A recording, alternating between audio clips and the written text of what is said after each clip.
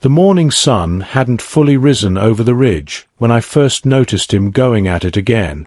Not just digging, but attacking the earth with a relentless purpose, like the ground owed him something it had long denied. Chester, my pig, had been at that same corner of the pen for 3 full days now. His hooves dug in, his snout scraped against roots and stones, and still he wouldn't stop.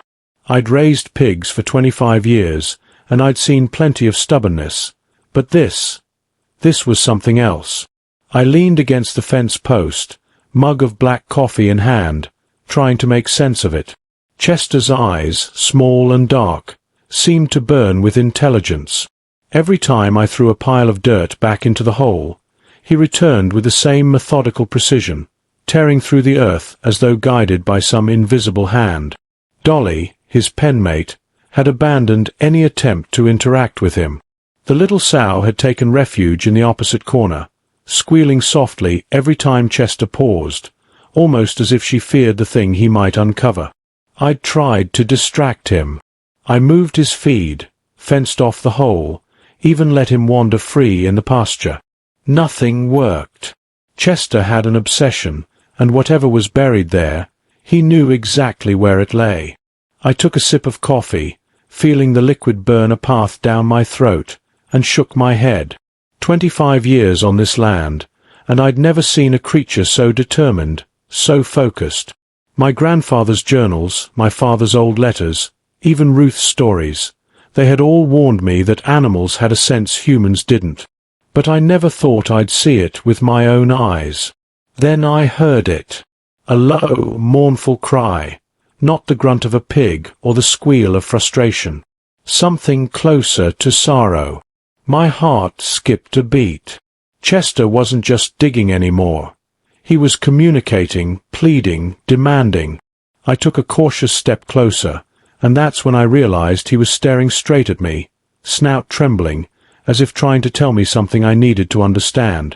My hands tightened around the fence post. Whatever was down there, it wasn't just dirt and roots. It was something far worse. Something that had been waiting for decades to be found. I drained the last of my coffee and made a decision I never thought I'd have to make.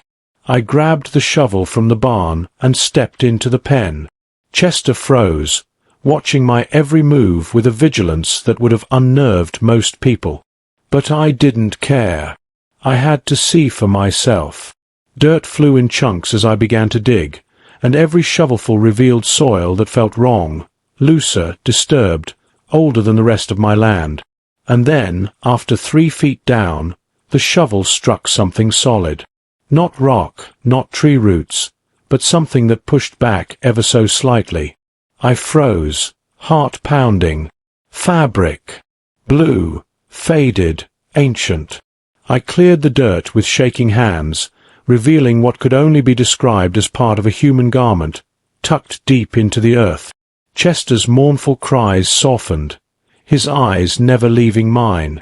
The air grew thick, almost unbearable, as I realized the implications. My pig hadn't just found something odd. He'd uncovered a human body, buried right here on my land. I stepped back, staring down at the hole, and for the first time in decades, I felt a cold weight press on my chest. This wasn't just a discovery. This was a confrontation with history, with something that should have stayed hidden forever. And I knew, deep down, that once the truth came out, nothing would ever be the same again. I knelt beside the hole, letting my fingers brush against the clay-coated fabric. It was stiff, brittle with age, but unmistakably a shirt sleeve, frayed at the edges as if time itself had gnawed at it. Chester stayed perfectly still behind me, snorting softly, watching as if aware that every second counted. I dug slowly now, careful not to damage whatever lay beneath. Each shovelful brought the truth closer, and with it, a sickening realization. This wasn't just an old forgotten grave, it was deliberate. As I cleared the remaining soil, my hands trembled. Beneath the blue cloth, the outline of bones became painfully clear. A rib cage, partially collapsed but intact, lay angled in the earth like someone had been placed there with precision. The weight of the discovery hit me hard. I'd spent my life believing I knew this land, believing my family's history was clean and straightforward. But now the foundations of that belief were crumbling. Chester sniffed at the remains, giving a low, guttural sound, almost like a growl of warning. I stepped back and tried to steady myself. Years of ranching had taught me patience, taught me to confront challenges head-on, but nothing had prepared me for this. I realized I needed to know who this man was, how he came to be buried on my property, and, most importantly, why no one had ever mentioned it. The fabric, though old, had an emblem sewn into it, faded beyond recognition. But I could sense its significance. Whoever this man had been, he had mattered, and someone had gone to great lengths to erase his existence. My thoughts drifted to the photographs Ruth had kept in the attic, to the yellowed letters from my grandfather and father. Could this be connected to something buried in the past, something they had intentionally hidden? The idea made my stomach churn, but I had to know. I carefully lifted a rib with gloved hands, each movement deliberate. The bones were remarkably preserved, as if the clay had protected them. And then I noticed it, a small metal object caught between the ribs. My heart skipped. A badge. Tarnished, small, but unmistakable, the shape of law enforcement. Chester's low cry turned into a snort of approval, or perhaps insistence. It was as though he understood the gravity of what I had found. The badge read Sheriff Marcus Webb, and a date barely legible, 1923. My mind reeled. Sheriff Webb had disappeared decades ago under mysterious circumstances.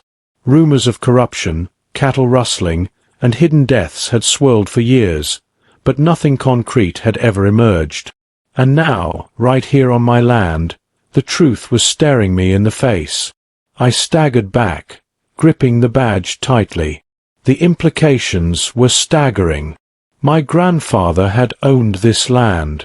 My father had worked it. Generations of Marshes had built their lives on this ranch, and somehow, someway, a man had been killed and buried right beneath our feet. Chester stepped closer, nudging me with his snout, almost demanding I keep going. I realized then that this was bigger than me, bigger than the ranch. And if I stopped now, if I let the secret stay buried, I would be complicit. The air around the pen felt charged, alive with the weight of untold history. I climbed out of the pen, hands still shaking, the sheriff's badge clutched tightly in my fist. Chester stayed at the edge of the hole, snout pressed to the dirt, watching me with those unervingly intelligent eyes. I knew I couldn't leave it at that. My grandfather, Jonas Marsh, had built this ranch from the ground up. My father, Samuel, had expanded it. And now, after decades of silence, Marcus Webb had been unearthed in the one place I thought I could trust. I had to find out how deep this went, how far my family's involvement stretched. Back inside the house, I rifled through old trunks and boxes, searching for any clue. Birth certificates, land deeds, letters, journals, anything that could shed light on what had happened in 1923. Dust hung in the air like a living thing as I flipped through the yellowed pages. And then I found it, my grandfather's journal, tucked behind a false panel in a trunk. The entries were brief, sparse, almost cryptic, but one sentence stopped me cold. The Webb matter is handled. The land acquisition proceeds. The date, September 15th, 1923, the same day the sheriff vanished. My hands trembled as I read it over and over, each word driving home the terrible truth. Jonas Marsh hadn't just witnessed Webb's disappearance. He had orchestrated it. And the money he suddenly came into, the land he bought, the expansions that had shaped the ranch I'd grown up on, it had all been funded by blood. Chester made that low, mournful sound again, and I realized he wasn't just a pig. He had sensed the injustice, the crime that had been buried for a century, and had dragged it to the surface. I needed more than my grandfather's notes. I needed evidence, hard proof. If what I suspected was true, then this wasn't just a family secret. It was a conspiracy that stretched through the county, implicating not only my grandfather but others who had prospered while Webb's body lay hidden. I returned to the pen, Chester at my heels, and began digging again with a renewed sense of purpose. The soil gave way easily this time, as if the earth itself knew I was searching for something it had tried to conceal. Hours passed. Sweat ran down my face. My hands were raw from scraping at the dirt, but finally my shovel struck metal. Not the badge this time, but a small leather pouch buried beneath the body. Heart hammering, I carefully pried it open. Inside were documents, maps, and photographs. My grandfather's handwriting marked notes on bribery, land transfers, and cattle rustling operations. Faces stared back at me from yellowed photographs. Men who had been partners in crime, their descendants now pillars of the community. Chester pressed closer, snorting with urgency, urging me to keep uncovering the truth. I realized then that this discovery wasn't just about Webb or my grandfather.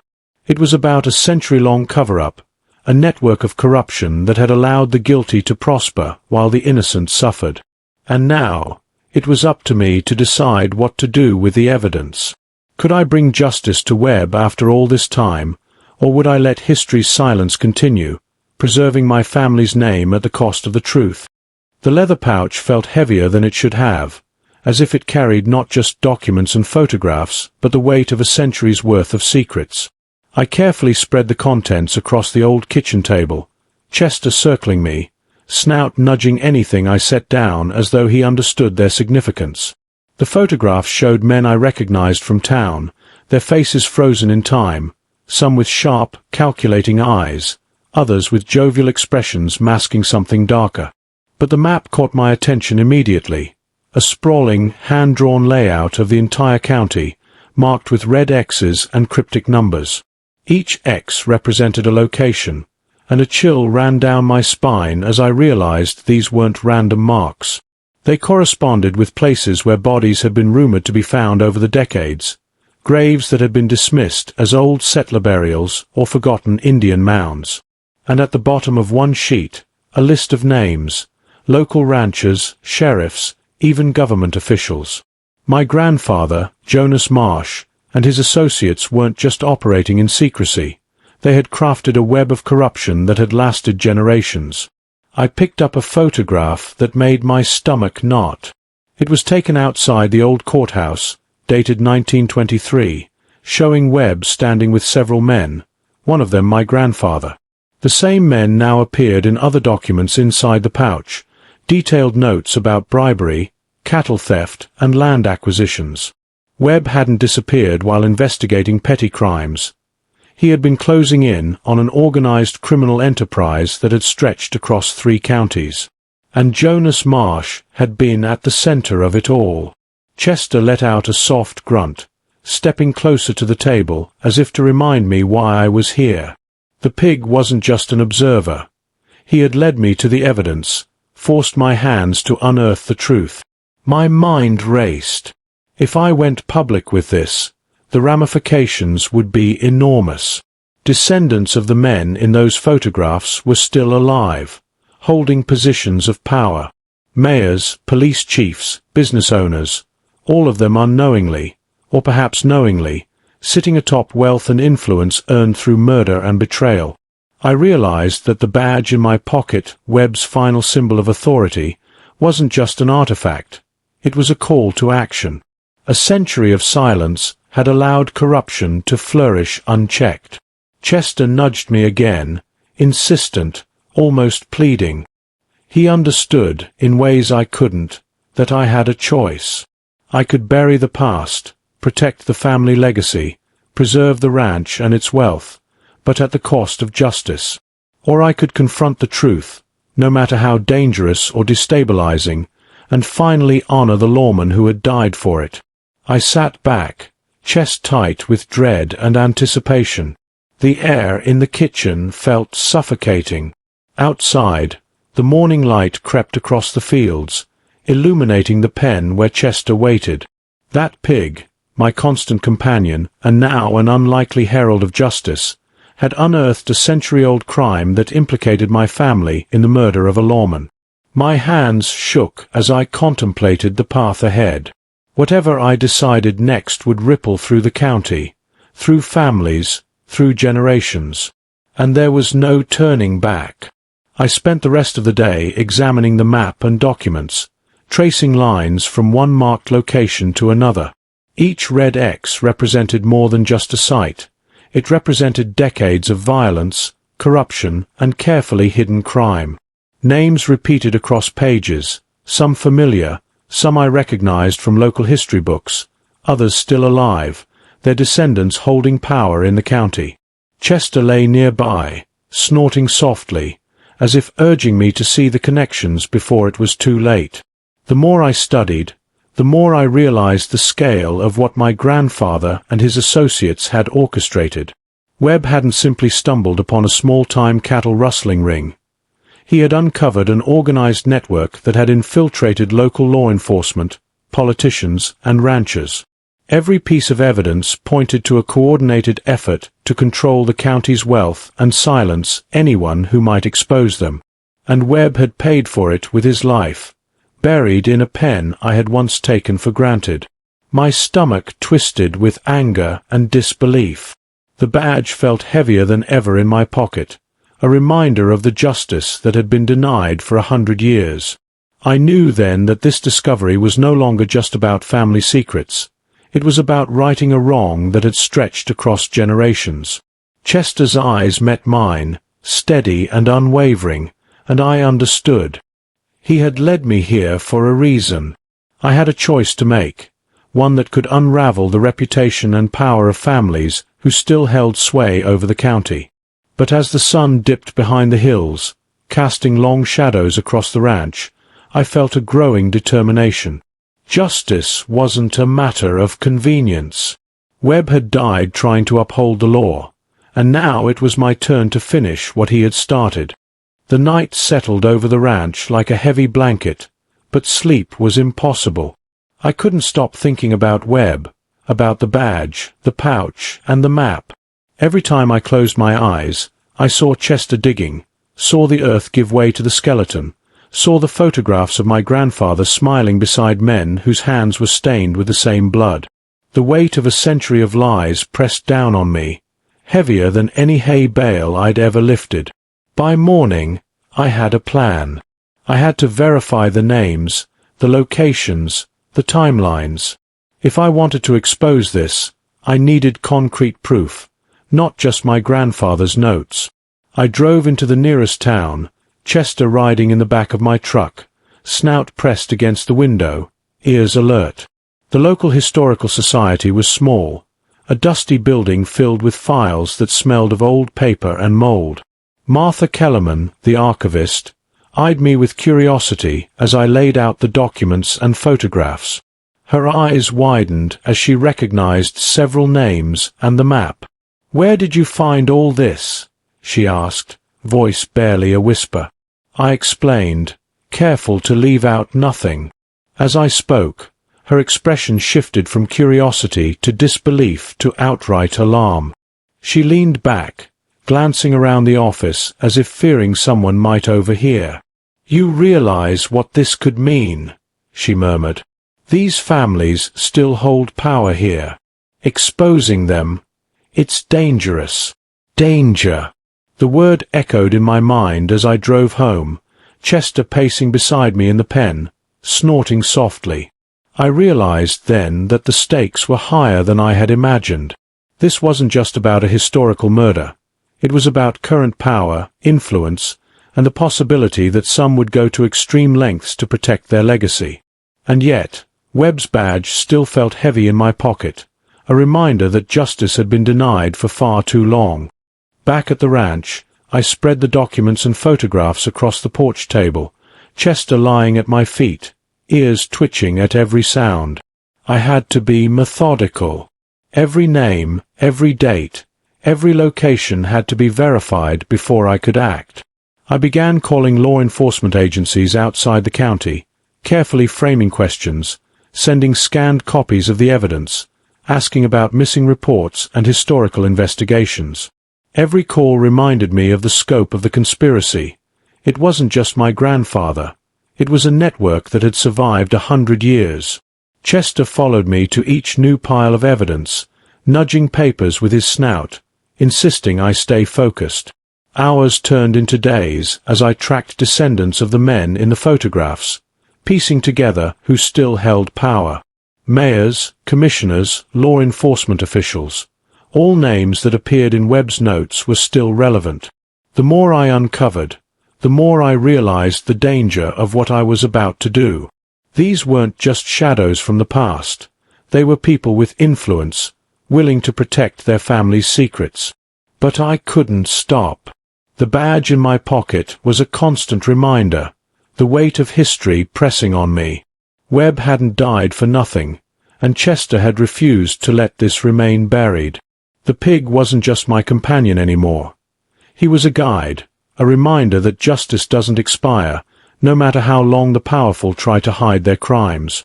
And I knew that when I finally took action, there would be no turning back. I knew the time had come to act. The pieces of Webb's evidence, the photographs, the map, and the notes, all pointed to one unavoidable conclusion. The truth had to be exposed.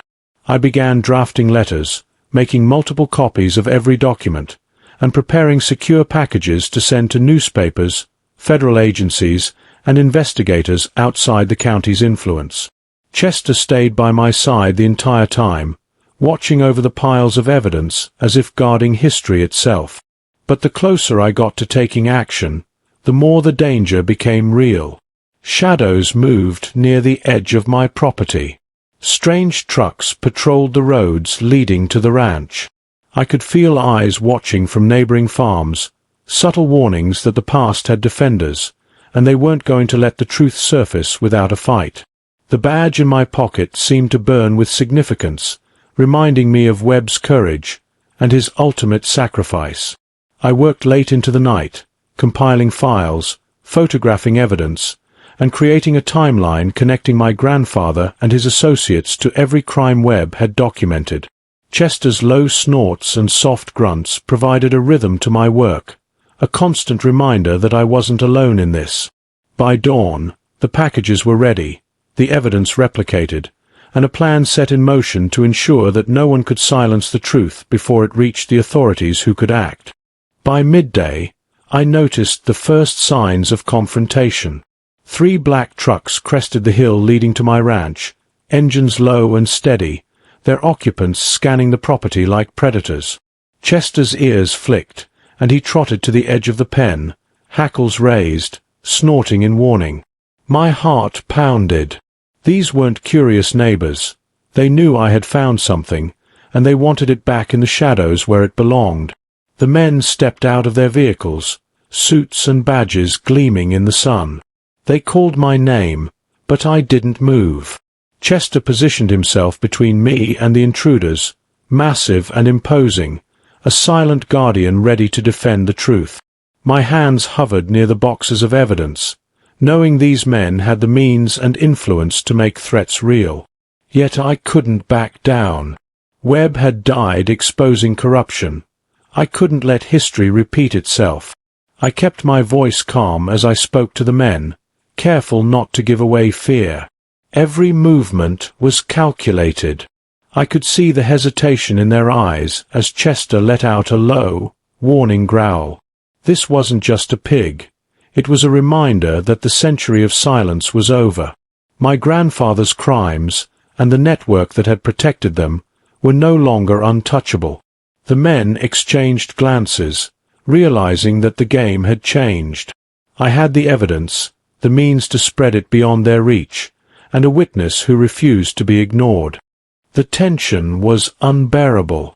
The men in suits and badges circled cautiously, eyes darting between me and Chester, who stood unmoving, hackles raised, every muscle taut with warning. I felt the weight of history pressing down, the memory of Webb's courage, and the responsibility that had fallen on my shoulders. One wrong move could erase everything, but inaction would betray justice itself. I reached into my pocket, fingers brushing the cold metal of the sheriff's badge, a silent reminder of why I couldn't falter. Then I heard the distant wail of sirens, and my heart leapt. Federal agents, called in discreetly earlier that morning, were already converging on the ranch.